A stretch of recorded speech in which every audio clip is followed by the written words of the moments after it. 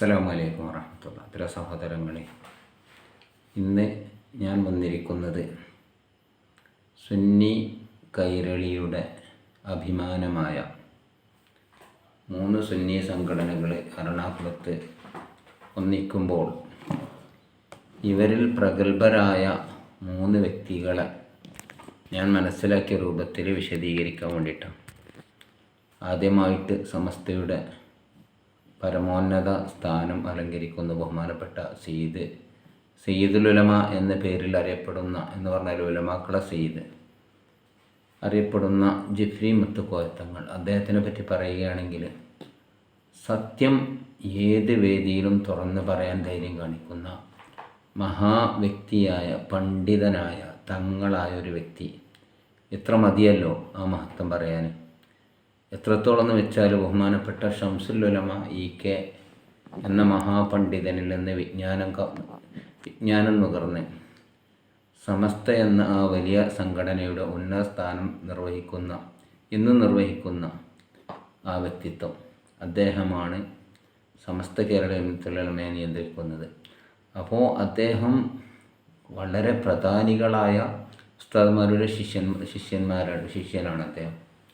ബഹുമാനപ്പെട്ട ഷംസുൽ ഉലമ എന്നറിയപ്പെടുന്ന ഇ.കെ. ഷംസുൽ ഉലമയുടെയും, എന്നതുപോലെ തന്നെ ഈ പരപ്പനങ്ങാടി തിരൂരങ്ങാടി ബാബ മുസ്ലിയാർ അദ്ദേഹത്തിൻ്റെ ഒക്കെ ശിഷ്യനാണ്.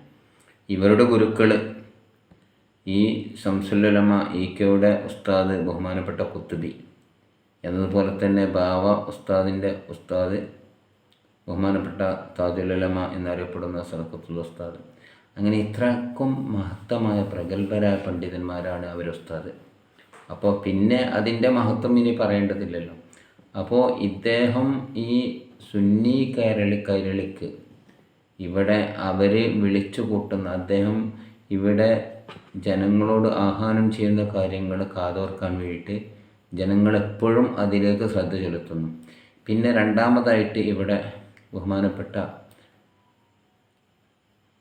സുൽത്താനുൽ ഉലമ എന്ന പേരിൽ അറിയപ്പെടുന്ന ബഹുമാനപ്പെട്ട കാന്തപുരം എ.പി. അബൂബക്കർ മുസ്ലിയാർ, അദ്ദേഹം സമസ്തയിലെ ഇ.കെ. ഉള്ള കാലത്ത് തന്നെ ജോയിൻറ്റ് സെക്രട്ടറി ആയിട്ടുള്ള ആളായിരുന്നു. പിന്നെ 2 ഗ്രൂപ്പായി പിരിഞ്ഞെങ്കിലും അതിൻ്റെ സെക്രട്ടറിയായിട്ട് ഇന്ന് തുടരുന്ന മഹാപണ്ഡിതൻ, മഹാവ്യക്തിത്വത്തിൻ്റെ ഉടമയാണ് അദ്ദേഹം. എത്രയോ ആയിരക്കണക്കിന് ശിഷ്യഗണങ്ങളുള്ള, എത്രയോ പതിനായിരക്കണക്കിന് ശിഷ്യഗണങ്ങളുള്ള അദ്ദേഹം എല്ലാ രംഗത്തും പ്രശോഭിച്ചു നിൽക്കുകയും ഏതൊരു കാര്യവും അദ്ദേഹത്തിനെയായിരുന്നു മുമ്പ് ഏൽപ്പിക്കാറുണ്ടായിരുന്നു. നമുക്കറിയാം കൊട്ടപ്പുറം സംവാദം. ആ സംവാദത്തിൽ വഹാബികളോട് ഷിർക്കിൻ്റെ നിർവചനം ചോദിച്ചപ്പോൾ അവർ അതിന് വെള്ളം കുടിപ്പിച്ചത് ബഹുമാനപ്പെട്ട ഇ.കെ. അവർകൾ ബാക്കിൽ നിന്നിങ്ങനെ പറഞ്ഞു കൊടുക്കുന്നൊരവസ്ഥ ഉണ്ടായിരുന്നത്. അങ്ങനെ മുന്നിലേക്ക് ഉയർത്തിക്കൊണ്ടുവന്ന ആ മഹാപണ്ഡിതൻ ഇന്നും എത്രയൊക്കെ ആരൊക്കെ വിമർശനങ്ങൾ നേരിടേണ്ടി വന്നാലും ആർജവത്തോടു കൂടെ ഉള്ള കാര്യങ്ങൾ തുറന്ന് പറഞ്ഞു. അദ്ദേഹത്തിനെ വിമർശിച്ച വിമർശകരൊക്കെ പിന്നീട് പത്യമടക്കി പോവുകയാണ് ചെയ്തത്. അങ്ങനത്തെ കാന്തപുരം അദ്ദേഹത്തിന് സുൽത്താനുൽ ഉലമ എന്ന പേരിലാണ് അറിയപ്പെടുന്നത്. മൂന്നാമത് കേരള സംസ്ഥാന ജമിഅത്തുൽ ഉലമയുടെ ജനറൽ സെക്രട്ടറിയായ ഹുജ്ജത്തുൽ ഉലമ എന്ന പേരിൽ അറിയപ്പെടുന്ന മൗലാന നജീബ് ഉസ്താദ്. ഇദ്ദേഹത്തിൻ്റെ മഹത്വവും നമ്മൾക്കറിയണമെങ്കിൽ പണ്ഡിത ലോകത്ത് ഈ പറയപ്പെട്ട ആളുകളുടെ ഗുരുവിൻ്റെ ഗുരുവായ താജുൽ ഉലമ സദഖത്തുൽ ഉസ്താദിൻ്റെ നേരിട്ടുള്ള ശിഷ്യനാണ് ഇന്നും ജീവിച്ചിരിപ്പുള്ള. അപ്പോൾ ഇദ്ദേഹമാണെങ്കിലും സുന്നി കൈരളിക്ക് കനപ്പെട്ട 2 ഈ വഹാബിസത്തിനെതിരെ കനപ്പെട്ട 2 ഗ്രന്ഥം എഴുതി. എത്രയോ എത്രയോ ഗ്രന്ഥങ്ങൾ മലയാളത്തിലും അല്ലാതെയും ഇദ്ദേഹം എഴുതിയിട്ടുണ്ട്. അപ്പോൾ ഇതൊക്കെ നമ്മൾക്കറിയാതെ പോയത്, അതൊരു ചെറിയ സംഘടന, അത് വായിക്കാൻ പാടില്ല, അത് കേൾക്കാൻ പാടില്ല എന്ന് ചിലർ ആക്ഷേപിച്ചത് കൊണ്ടാണെങ്കിൽ ഇന്ന് അതൊക്കെ ഓരോരുത്തർ വായിക്കാനും കേൾക്കാനും തുടങ്ങിയിട്ടുണ്ട്. എന്നതുപോലെ തന്നെ വഹാബിസത്തിനെ എതിർക്കാൻ വേണ്ടിയിട്ട് നേർക്കുനേർ പരിപാടി എന്ന് പറഞ്ഞാൽ ഈ സുന്നി ലോകം എല്ലാവരും സമ്മതിച്ച ആ പരിപാടി ഇന്ന് യൂട്യൂബിലുണ്ട്. നേർക്കുനേർ എന്നടിച്ചു കൊടുത്താൽ നജീബ് ഉസ്താദിൻ്റെ പേരെഴുതി കൊടുത്താൽ അതിൽ വരികയാണ്.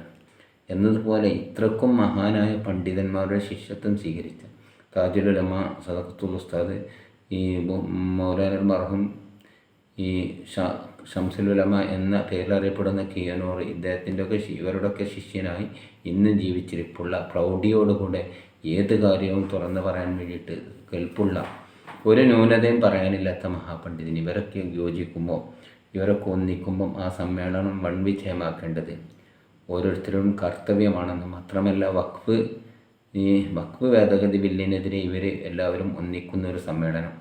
അപ്പോൾ ഇപ്പോഴും ഇതിന് ശേഷവും നമ്മൾ എന്ത് ചെയ്യണം, ഇവരെ ആരെയും ആക്ഷേപിക്കാൻ പാടില്ല. കാരണം എന്താണ്, നമ്മളെ ഈമാനോട് കൂടെ മരിച്ചാൽ, കലിമ ചൊല്ലി മരിച്ചാൽ, ഇവരൊക്കെ ബഹുമാനിച്ച് മരിച്ചാൽ ഇവർ സ്വർഗത്തിലേക്ക് പോകുമെങ്കിൽ നമ്മളെ കൂട്ടും എന്നുള്ളൊരു ആ ചിന്തയോട് കൂടെ നമ്മൾ ജീവിച്ചാൽ അതിൽ ഇ.കെയോ എ.പിയോ സംസ്ഥാനയോ ദക്ഷിണമൊന്നും ചിന്തിക്കേണ്ടതില്ല. നമ്മുടെ സുന്നികളൊക്കെ ഒറ്റക്കെട്ടായിട്ട്, കാരണം നമ്മളുടെ അഭിപ്രായ വ്യത്യാസങ്ങൾ അടിസ്ഥാനപരമല്ല, ശാഖാപരമായിട്ടുള്ള അഭിപ്രായ വ്യത്യാസങ്ങൾ അതൊക്കെ പറഞ്ഞു തീർക്കാനുള്ളതേ ഉള്ളൂ.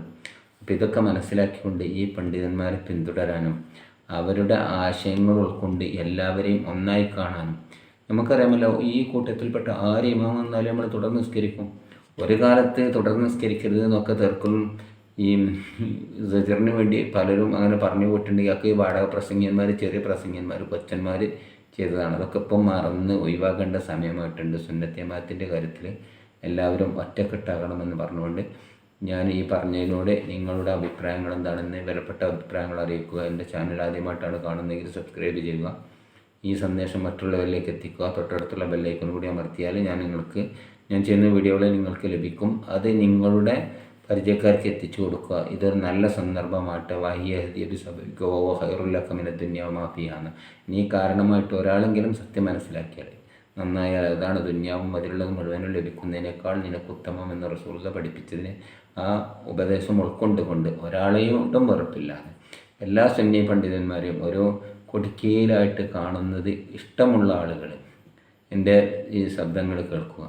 എൻ്റെ അഭിപ്രായത്തിൽ നമ്മൾ എല്ലാവരെയും ഇഷ്ടപ്പെടുന്ന ആളുകളാണ്. അപ്പം അങ്ങനെ ഇന്നോരോട് വെറുപ്പ്, മറ്റോട് വെറുപ്പ്, ഈ വെറുപ്പ് നമ്മൾ മാറ്റി വെച്ച് നമ്മുടെ ഈമാനോട് കൂടെ മരിച്ച് ഇവരുടെ ഷഫാഅത്ത് കൊണ്ടെങ്കിലും സ്വർഗത്തിൽ പോകണമെന്ന് ആഗ്രഹിക്കാം. അതിന് നാം നടക്കട്ടെ എന്ന് പറഞ്ഞു. അസ്സലാമു അലൈക്കും.